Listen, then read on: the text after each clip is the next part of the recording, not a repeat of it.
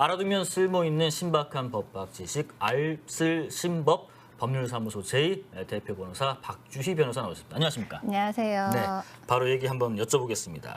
자, 지금 뭐 추석과 설날을 없애주세요? 뭐 이런 청와대 과거에 국민청원 게시판에 글이 올라온 적도 있었다고 해요. 뭐 스트레스나 트러블이 뭐 극심한가 본데 누군가에는 상당히 기다려지지만 누군가에는 꼭 그렇게 유쾌하지만은 않은 명절이 되기도 하나 봅니다. 특히나 명절 전후에서 이혼 건수가 많이 늘어요? 네, 실제로 좀 재미있는 말씀 하나 해드리자면 네. 변호사들이 전화를 되게 많이 받는 때가 예. 바로 명절 전후입니다. 그래서 그래요? 네, 명절 전후에 명절 끝나고 굉장히 이혼 상담 건수가 굉장히 많이 늘어납니다. 이야. 네, 그게 뭐 이게 저의 개인적인 경험뿐만이 아니라요. 네. 실제로 나온 통계를 보면 그런데요. 네네. 경찰청에서 발표한 자료를 보면 그 가정폭력 신고 건수가 일평균 대비 50% 이상 이 명절 전후로 늘어나고요. 또 법원에서 발표한 자료를 보면 이 명절 전후로 이 이혼 신청 건수가 갑자기 늘어납니다. 명절에 발생하는 가정폭력 건수도 이렇게 늘고 그다음에 협의 이혼 신청 건수 그래픽도 있나요? 이것도 지금 나오네요. 아, 명절 이후 늘어난 월별 협의 이혼 신청 건수, 설날, 추석. 와, 저렇게 작년에는 비대면이었는데도 불구하고 설날에 7,800건이 넘었고, 재작년이군요. 그리고 2019년도 추석 때, 그 전년도는 10,000건 10월 달에. 야.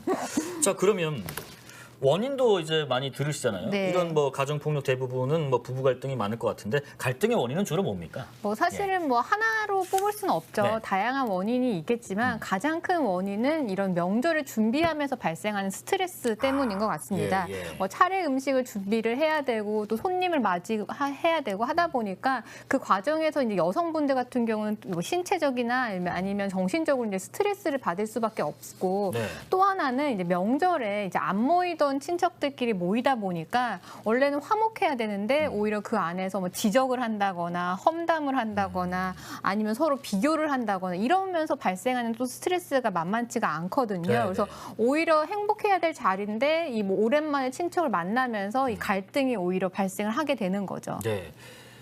살인까지 나는 경우도 있다. 안 보던 가족들이 모이면 잘난 자식 배틀, 못난 자식들 괴롭히다가 이런 일이 벌어진다라고 스포트라이트님이 얘기해 주시고, 맹구님 차례상 간소화 표준안도 추석 명절이 늘어난 불화를 줄여주는데 좋대요. 안 그래도 저희가 그 얘기 나눠볼까 했습니다. 차례상 간소화 방안이라는 게 나왔어요? 네, 워낙 이제 차례상 차리는 것 때문에 이제 분쟁이 많아지다 예. 보니까 성균관에서 지난 5일에 아예 발표를 했습니다. 그래서 차례상 간소화 방안이라고 이제 발표를 했는데 저게 다예요? 네, 그래서 일단 그 성균관에서 발표한 걸 보면 최대 9가지 음식만 올려라라고 오. 했어요. 왜냐하면 이제 차례상을 차리는데 손도 굉장히 많이 가고요. 예. 또 경제적인 측면에서 봤을 땐 요즘은 굉장히 고물가기 때문에 그렇죠. 이 차례상을 차리는 것 자체도 굉장히 경제적인 부담이 가거든요. 친척들이 미리 얼마씩 객출해가지고 저런 거 사는 거 제수용품도 마찬가지고 다 마련하는데 제 전문용 날 뻔했는데 객출하거든요. 네. 네네. 그래서 이런 부분에 대해서 차례상의 본 취지가 정말 무엇인가. 네. 그래서 성균관에서 이런 부분에는 조상한테 감사하는 마음을 표하는 게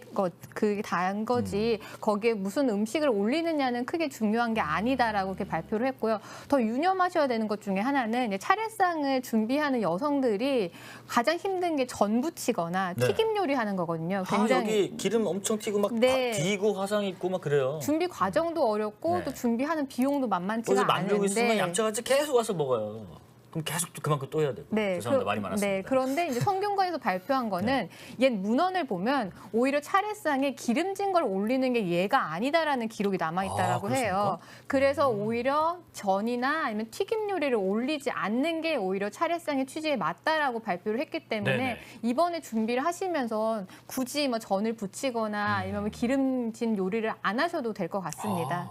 삼고철리님 너무 간소화 아닌가라는 의견도 주고 계시고요. 그리고 진작 저렇게 하지라는 의견 주는 분도 계십니다. 자, 그런데 저는 이게 가능한가 싶었어요. 그러니까 차례상 앞두고 뭐 얘기하다가 뭐 드라마에도 나오잖아요. 확 그냥 차례상 엎어버리는 거.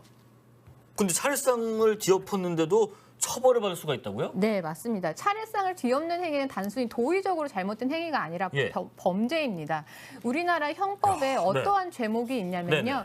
제사 방해죄라는 죄가 있어요. 제사 방해죄요? 네. 그래서 이거는 이제 종교적인 부분, 신앙적인 부분을 그걸 보호하는 법인데 예. 장례식이나 아니면 예배라든지 이런 걸 방해를 해도 적용이 되고 오. 제사처럼 우리나라에 이런 전례 내려오는 이런 의식들을 방해했을 때도 처벌을 합니다. 그리고 처벌 수위가요 그렇게 절대 낮지가 않아요. 3년 이하의 징역, 500만 원 이하의 벌금에 처해지는 굉장히 중범죄 중에 하나입니다. 차례상 뒤엎으면 감옥에 간다고요? 네, 실제로 그 2011년에 예. 사육신의 이 후손들끼리 이 제사상을 차리다가 싸움이 나가지고 네. 그 중에 한 분이 이 차례상을 뒤엎은 거예요. 예. 실제로 벌금형에 처해진 적이 있습니다. 와, 저는 처음 알았습니다. 이 삼고철님도 그러시네. 제사 방해죄 점점점점 하시고. 이게 그러니까 단순히 도의적 문제 차원으로 끝나고 왜 그래 이렇게 끝나는 게 아니라 뭐 걸면 처벌까지도 갈 수 있고 최대 징역 3년까지 처해질 수 있고 벌금도 꽤 많네요. 네, 500만 원 500만 원 이하의 이하의 벌금에 처해질 수 있다라는 제사 방해죄 저는 처음 알았습니다. 함부로 차례상 뒤엎으면 안 되겠네요.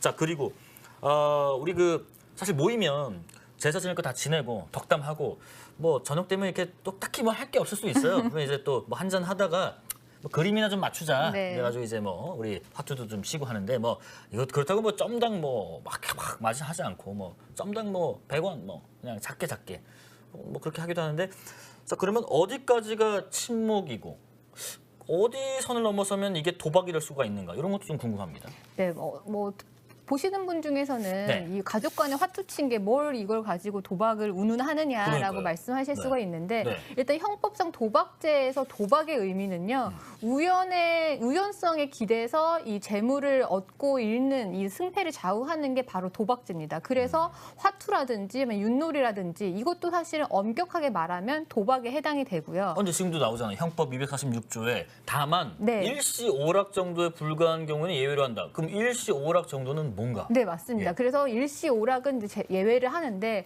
근데 문제는 법에서는 일시오락에 불과한 경우는 예외로 한다라고 되어 있지만 일시오락이 어디까지인지는 정해주지가 않았어요. 그래서 판례를 보면 이제 네. 전반적인 거를 이제 고려를 해서 보는데 네. 일단 중요한 거는 이제 판돈을 많이 봅니다. 그러니까 그렇죠. 판돈이 어느 정도인가? 뭐 이게 그냥 단순히 가족들끼리 친목을 하면서 그냥 재미있게 하자고 해서 나눈 돈이 아니라 굉장히 돌아가는 판돈 자체가 굉장히 크거나 했을 때도 이제 도박성을 판단하는데 중요한 요소고요.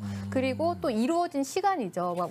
말씀하신 것처럼 저녁 먹고 가족들끼리 간단하게 이제 뭐 재미있게 하자라고 해서 이제 몇 시간 한 정도는 괜찮은데 네. 그게 아니라 명절 3일 내내 이제 뭐 화투장이 벌어졌다라고 네. 했을 때는 이것도 이제 도박성에 판단하는 데 있어서 또 좌우를 하고요.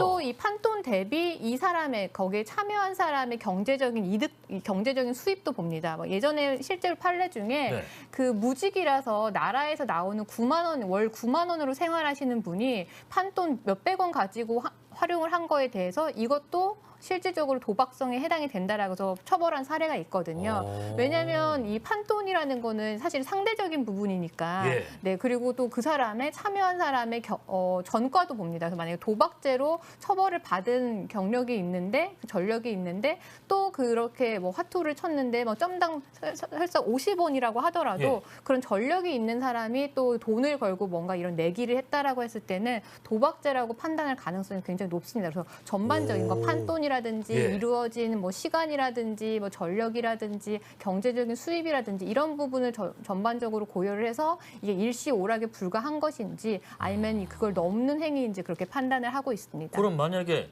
이게 도박으로 판정됐다.